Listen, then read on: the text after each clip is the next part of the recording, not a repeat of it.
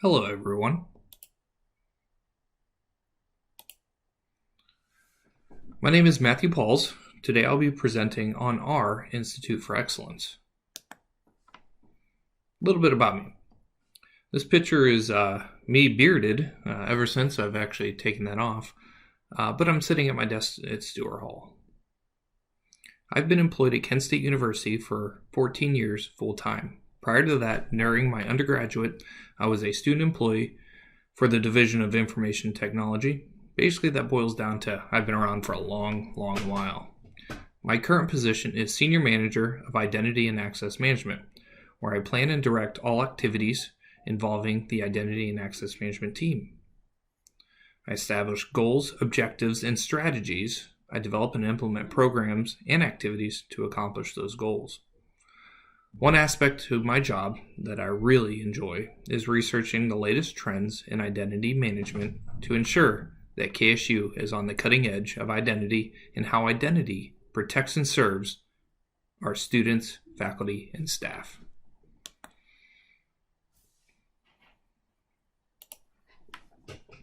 Young me.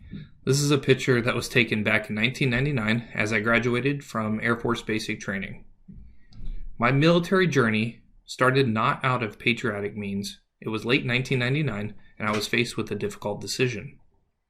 School and KSU were no longer an option, as I have completely ran out of money. I didn't know what to do. I sat in front of Franklin Hall after class, and a thought crossed my mind. Military, why not? There's a way to pay for it all. I went on for a couple of years, went through basic training, my AIT, back to my station here at home.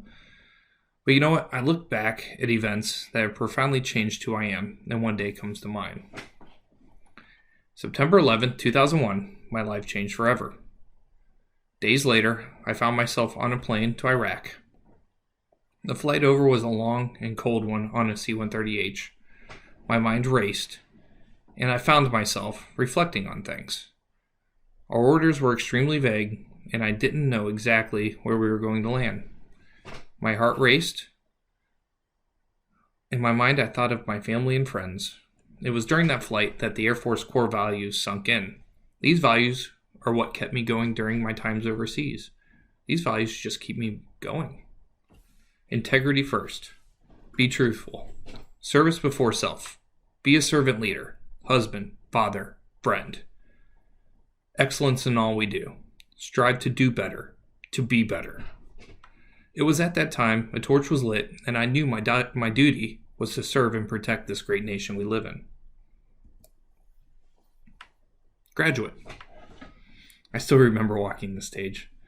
My face hurt from smiling so much. I'm the first of my family to attend college. My journey wasn't one of your typical four-year degree, as you previously heard. My undergraduate in computer science took 7 years because I worked hard between deployments. But you know what? I did it. Exhausted from my journey, I said to myself an undergraduate degree was enough. And in 2005, I became the first Pauls with a college degree. Years later, after working at Kent for a while, I realized it was time. Time again to pursue my education once again. And in 2012, I completed my master's degree in information architecture and knowledge management. And recently, believe it or not, I've been kicking around the idea of Dr. Pauls. Who knows? That's a story for another day. Father and husband. This past year, my family headed south for Wyatt's first Disney trip. And yes, that is the Millennium Falcon behind us. And yes, the ride is truly that amazing. Elizabeth and I have been married for 11 years, and in 2018 we welcomed Wyatt to our world. The life events that I reflect on most are of being a husband to my wife Elizabeth and a father to my son Wyatt the Dude Pauls. These two are by far the biggest influencers behind what makes me, me. Albert Einstein loved riding bikes. I love this quote from him. Life is like riding a bicycle. In order to keep your balance, you must keep moving. The Institute for Excellence opened doors that I didn't even know existed. Words can't explain the fellowship that we have formed as a group. Balance is what the Institute for Excellence has brought my life. The efforts we put forth paved a path that forever changed the course of my life. Here are 3 pictures that bring back some great memories. The first, in 2006, is me at a race here at Camp Manitowoc here in Ohio. It was a cold and rainy day. It was 26 miles long, but I kept at it and I finished. I think I actually got like 5th place in that race. It was a good race. The picture in 2009 is me at Ray's Indoor Mountain Bike Park in the Expert Skills section. Believe it or not, that thing I'm riding on is skinnier than the tire on my bike. And the third picture is what the bike looks like today. It looks quite different. It's been years since I put my mountain bike away. In my early 30s, mountain biking was where I found my inner zen. I rode, I raced, I had an absolute blast doing it. But as life events, they passed, that drive diminished, and that bike lay dormant, collecting dust for nearly a decade. A few months ago, I was in my basement playing with my son Wyatt, and he walked over to the bike, and he started to ask questions. "Daddy, what is this?" I said, "Well, son, that's Daddy's old racing mountain bike." "Daddy, what's that?" As he pointed to the pedal, I'm like, "That's the pedal." "Daddy, what's that?" "Well, that's the wheel and tire." "Daddy, what's that?" "The brakes." It was at that time I decided it was time to rebuild that bike and get my life back on track. Pun intended. It's funny how that coincides with the start of the Institute for Excellence. September 4th, I walked into I-Free for the first time, thinking I was already an accomplished manager. The events that transpired since I-Free has been transformative. I no longer am the same person. On the left, we have some concepts presented during the Institute for Excellence. Emotionally intelligent, the coaching habit, coaching in general. Literature, we've read plenty of books. We've listened to TED Talks. We talked about listening critically, reflections, journaling, empathy. It's a powerful word. The drama triangle, critical thinking, resilience, self-compassion, a few others, and most importantly, my favorite, vulnerability.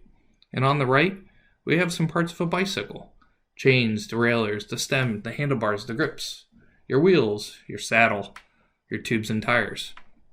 Just like a bike, the Institute is comprised of many, many parts. And just like a bike, a good leader is built and maintained.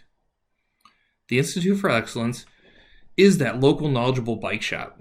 They have everything that you need and a staff willing to teach you something new. And if you're like me, you take what you learned from the shop by taking a few classes, you buy some tools, and you get to work. Each part is important as the other. They all serve their purpose. Each independent part together forms something truly amazing. And this is where I thought of Aristotle. The whole is greater than the sum of its parts. The frame. The frame is the foundation that brings all various components together. It is the heart and soul of the bike. The foundation of I-Free is its people. Without the people, I-Free would just be a stack of books on my desk, a few lectures, and a number of TED Talks. Each and every one of us brought experiences, perspective, and knowledge to the table. I walked into each and every class eager to learn something new and to have a chance to work with my I-Free family. Bouncing around from table to table, working through class materials quickly became one of the most enjoyable aspects of my job. Pictured here is a seat post. This is where you ground yourself to the bike. When mountain bike riding, racing, you don't spend all your time seated, but it's there when you need it. From the inception of I-Free, I made a conscious decision to journal, and to journal everything. Journaling has become a healthy practice to ease my mind and spirit. Writing things down helps me get to the heart of the matter by getting whatever I'm dealing with out of my mind and onto the page. One form of journaling that I've done on a regular basis is Q Prep. I even created a OneNote template and put that out there in our administrators' teams for all of us classmates to download. This is a type of journaling that happens before a meeting and can help establish a frame of mind to ensure that at least you are ready for the conversations ahead. Questions like, what assumptions am I making about myself, the situation, other people, and my goals? can really ensure that you're coming into a meeting with a learner mindset. I did add a section to the end of my OneNote template that wasn't initially mentioned in QPrep, and that was an area of reflection. And I recommend spending some time doing that after a meeting. Some benefits to journaling include: it improves your mood. It increases your feeling of well-being. It improves your memory. And it'll get you away from social media. Some tips for journaling: keep it private. Journaling is a rule-free zone. Date each entry, for when your improved memory fails you. Write quickly and with vigor. Don't censor yourself. And give yourself the permission to tell the truth. And if you write with passion, intent, and purpose, trust me, your journal will be private because nobody else can read it. The brakes. The brakes of the bike provide the control, whereas things would easily get out of control if you didn't have them. Think of a time when you were riding down the street as a kid and something ran out in front of you and you had to slam on those brakes. Now imagine that same situation if you couldn't stop. You would have wrecked. You would have ran something over. Whoops. The judger-learner mindset are the brakes in my mind. After this concept was introduced, I noticed myself always transversing the judger mindset when things got tough or when I became confused. Having that visual with me in OneNote and at my desk and sometimes in front of me during meetings reminds me that nothing good gets accomplished with the judger mindset. Remember, you can choose the learner mindset, but if you find yourself reacting and going down the path of judger, there's always a way back to learner. Trust me. This takes practice and you won't get everything right all the time, but be honest with yourself and make the attempt.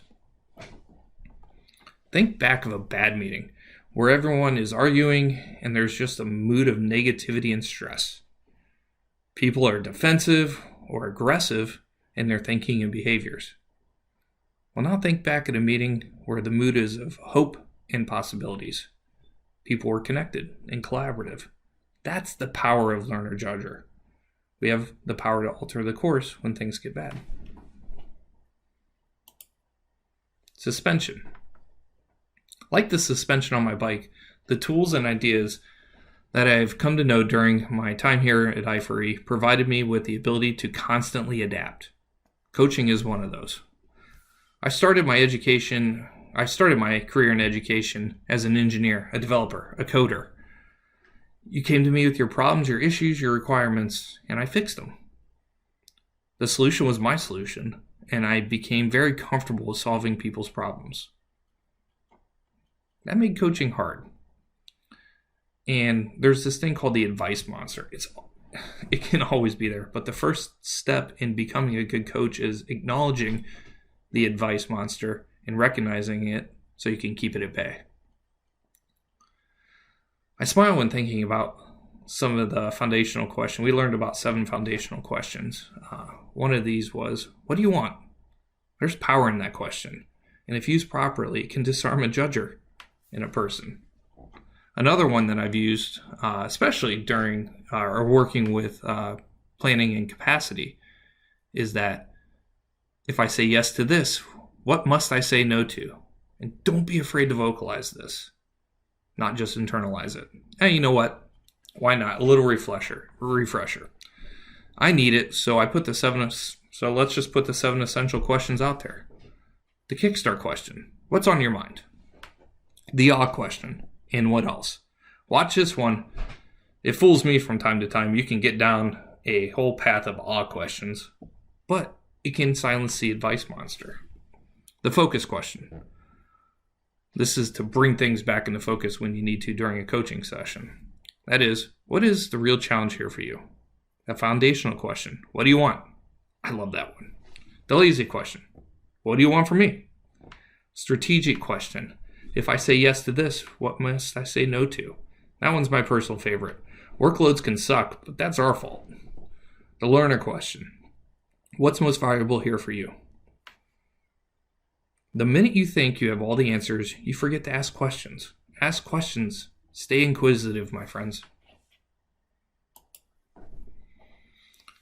The pedals and crank of the bike is where leverage is applied to provide movement.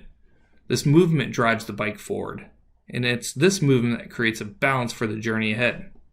I'm sure that you've all sat in performance evaluations where your boss says, here's 21 things that you do exceptionally, and you're like, yeah, tell me more. Tell me how awesome I am. But out of nowhere, left field, hitting you like Mike Tyson, comes that one opportunity for improvement. Wendy and I were jamming through my first 360 feedback session, and it hit me. And at the moment, I didn't know if I kept my composure or my jaw hit the ground. I'm pretty sure I was rock solid, but who knows? It was at that moment I needed to be more humane in my leadership approach. I spent the next few days thinking about this concept about being more humane, and I realized this wasn't something I could do on my own. So I started with my 2-year-old son, but all he wanted to do was play with trains. But you know what? I shared my feelings. I systematically worked my way through the house. The cat, the dog, the snake. And it wasn't until I talked with Elizabeth that we started to crack this nut of being more humane together. Little did I know that I had already started my journey about being more vulnerable. Self-reflection.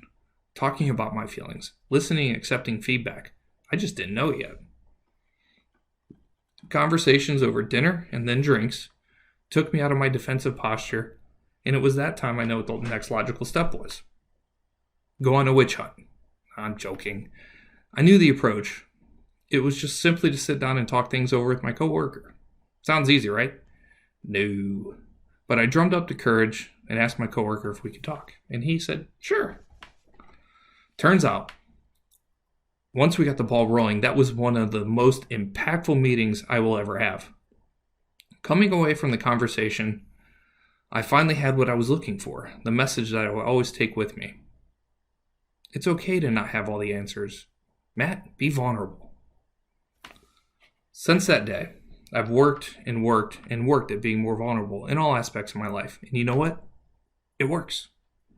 In the weeks and months since that meeting, I can undoubtedly tell you that my relationships in all aspects of my life are stronger. I feel that my trust in others has grown exceptionally. I can listen with an empathetic ear. And you know what? That weight of being perfect no longer rests on my shoulders. It's okay to be human, and in turn, being vulnerable allows you to be more humane. Together, each of us has contributed and made the Institute for Excellence a memorable experience. I look back and smile. We've done so much and come so far. Investing in yourself is one of the most important investments you will ever make. It will not only improve your life, it will improve the lives of everyone around you. Balance isn't something you achieve someday. There's no better time than right now. The Institute for Excellence was a time for me to focus on bettering myself as a leader. I want to thank the Division of Information Technology for providing me with the time it was necessary to dig in and get as much as I could out of the program. And most importantly, to all my classmates, I want to thank you from the bottom of my heart.